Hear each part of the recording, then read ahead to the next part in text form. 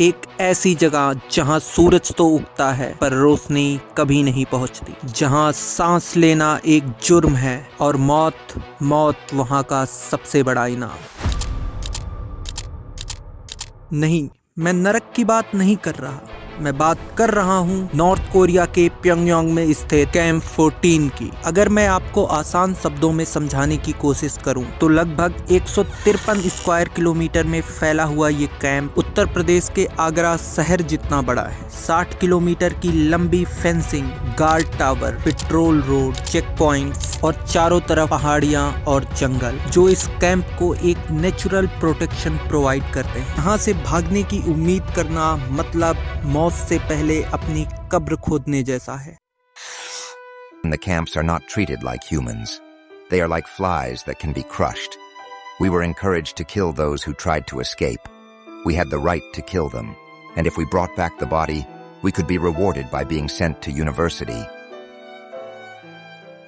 लेकिन इस कैंप का सबसे खौफनाक हिस्सा इसका साइज नहीं, इसका सिस्टम है। घबराइए मत, ये डॉक्यूमेंट्री आपको डराने के लिए नहीं है, ये सिर्फ इसलिए है ताकि आप उस सच्चाई को महसूस कर सकें जो उन दीवारों के अंदर। The intensity of the work is high, and you have to work until nightfall. It was truly hell on earth. You can die at any time. Loggers can break a limb while cutting trees and die. They can be run over or take a wrong step and die. Some resort to eating poisonous plants like hemlock or a toad out of hunger and die, while others catch pellagra and die. When you have pellagra, your anus opens up and all the corn you ate comes out. It's not an exaggeration to say that the roads in the miserable Yodok prison camp were covered in corpses. दुनिया में हर एक बच्चा एक उम्मीद लेके पैदा होता है, लेकिन 19 नवंबर 1882 को नॉर्थ कोरिया के कैंप 14 में एक ऐसे बच्चे ने जन्म लिया जिसके नसीब में सिर्फ टॉर्चर लिखा था। उस बच्चे का नाम सिंग डोंग हुक था। सिन अपनी माँ और अपने भाई के साथ उस कैंप में रहता था, लेकिन उसने खुद अपनों का साथ छीन लिया। It was a life of hard labor. 30% of new prisoners would die, and we were so malnourished we would eat rats and earthworms to survive. करीब रात के 11 बज रहे थे। सन्नाटे को चीरती हुई दो लोगों की खुशबुसाहट सिन की आंख खोल देती है। वो किचन में देखता है उसकी माँ और उसके भाई वहाँ से भागने की प्लानिंग कर रहे थे। सिन ने वही किया जो उसे बचपन से सिखाया गया था। वो भागा और अपने ही खून की मुखबरी कर दी। अगली सुबह 6 बजे सिन के भाई और माँ को एग्जीक्यूशन साइट पे 2 खंभों से बांध दिया गया और सिन को आगे लाया जाता है और उसी के आंखों के सामने उसकी माँ और भाई को गोली मार दी जाती है। सिन की आंखों में कोई आंसू नहीं था।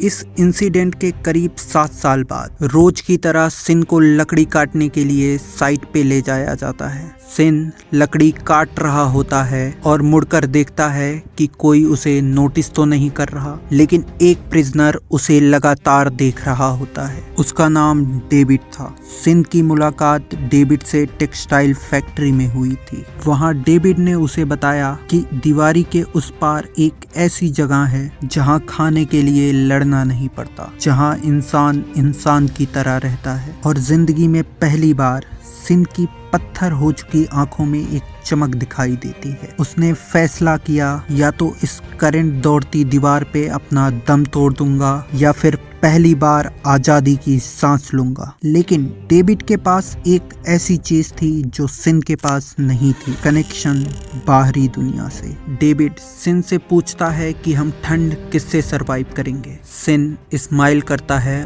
और कहता है उसके लिए मेरे पास एक आइडिया है। उनके पास बहुत ही कम समय होता है एस्केप प्लान करने का। वो डिसाइड करते हैं कि सुबह हम सिक्योरिटी वीकनेस ढूंढेंगे और दोपहर में ठंड से बचने के लिए कपड़े चुराएंगे और शाम को हमारा असली गेम शुरू होगा। अंधेरे का फायदा उठा के एक आखिरी दौड़ जिंदगी के लिए। दूसरे दिन सिन और डेविड को उसी पहाड़ी पे ले जाया जाता है लकड़ी काटने के लिए। वो नोटिस करते हैं फेंस और उनके बीच में करीब 10 मीटर का फासला है और बीच में सफेद रेत बिछी हुई है।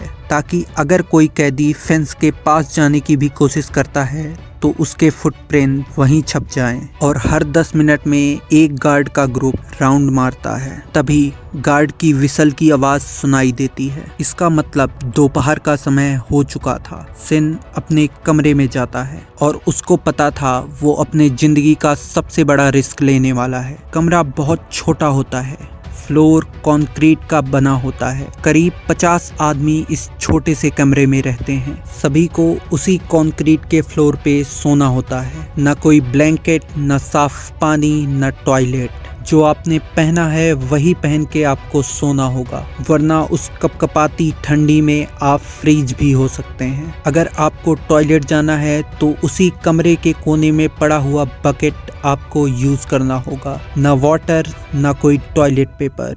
सिन अपने घुटनों के बल बैठा होता है, पर उसकी आंखें कहीं और थी। वो पिछले कई दिनों से एक प्रिजनर पे अपनी आंखें जमाए हुए था, वही जो टेक्सटाइल फैक्ट्री में कपड़े काटने का काम करता था। क्योंकि उसने चुपचाप अपने लिए कुछ एक्स्ट्रा विंटर क्लॉथ बनाए हुए थे। कैंप 14 में ये कपड़े केवल सर्दी से बचने के लिए नहीं, मौत को मात देने के लिए थे। सिन ये बात अच्छे से जानता था। अगर किसी ने उसे चोरी करते हुए देख लिया तो उनका प्लान शुरू होने से पहले ही खत्म हो जाएगा। लेकिन वो दबे पांव उसके पास जाता है और यूनिफॉर्म उसके पास से चुरा लेता है और वो दरवाजे के कोने में जाके उस कपड़े को अपने शरीर में छुपाने की कोशिश करता है। और तभी इंस्पेक्शन की आवाज गूंजती है।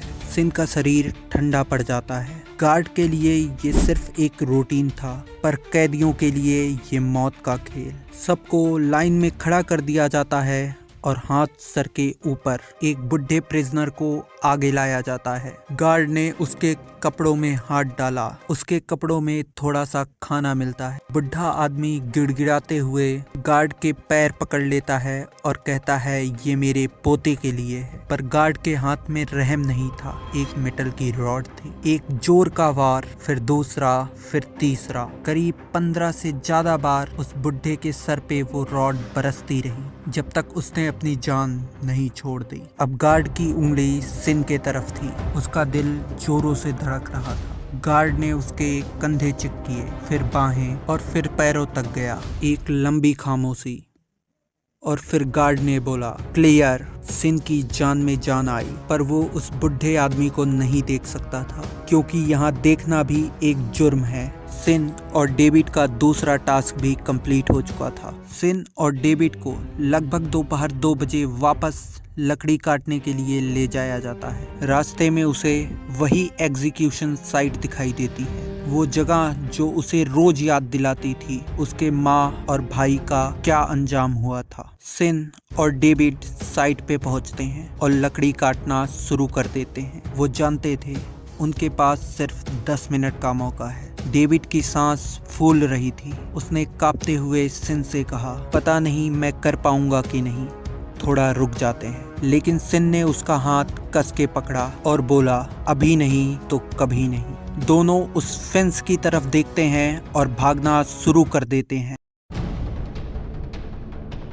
सिन आगे होता है और डेविड पीछे। तभी सिन का पैर फिसलता है और सिन घुटनों के बल गिर जाता है, पर डेविड सिन को पार करते हुए आगे निकलता है और वो सिन के आंखों के आगे उस फेंस में घुसने की कोशिश करता है। तभी एक तेज स्पार्क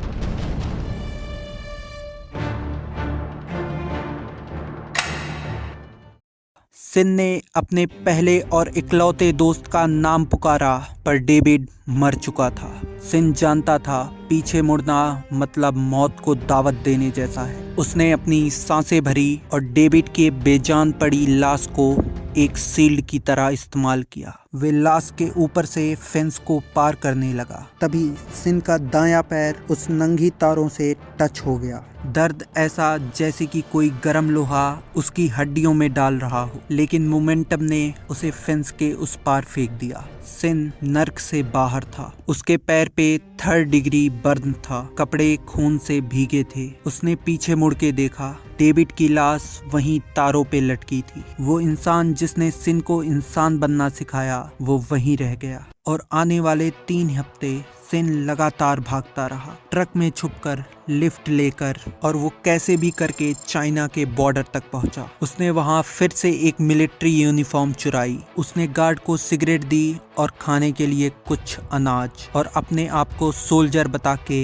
बॉर्डर क्रॉस कर लिया। सिन चाइना में करीब 2 साल रहता है और वहां से वो साउथ कोरिया जाता है और फिर पूरी दुनिया के सामने सिन ने अपनी कहानी बताई। जब एस्केप फ्रॉम कैंप 14 बुक आई तो दुनिया रो पड़ी। सिन डोंग हुक आज भी जिंदा है, लेकिन वो हर रात उस कंक्रीट के फ्लोर को महसूस करता है। वो दुनिया का एक इकलौता इंसान है जो उस नर्क के अंदर पैदा हुआ और वहां से जिंदा बाहर आया। डेविड ने सिन को आजादी दी और सिन ने दुनिया को सच्चाई दिखाई। मैं डिस्क्रिप्शन में इस बुक की लिंक डाल दूंगा ताकि आप भी जाके पढ़ सकें। और हाँ, अगर आप अभी भी मुझे सुन रहे हैं तो इसका मतलब लाइक है। सो press the like button and do subscribe ताकि ऐसी डॉक्यूमेंट्री आप मिस ना कर पाएं।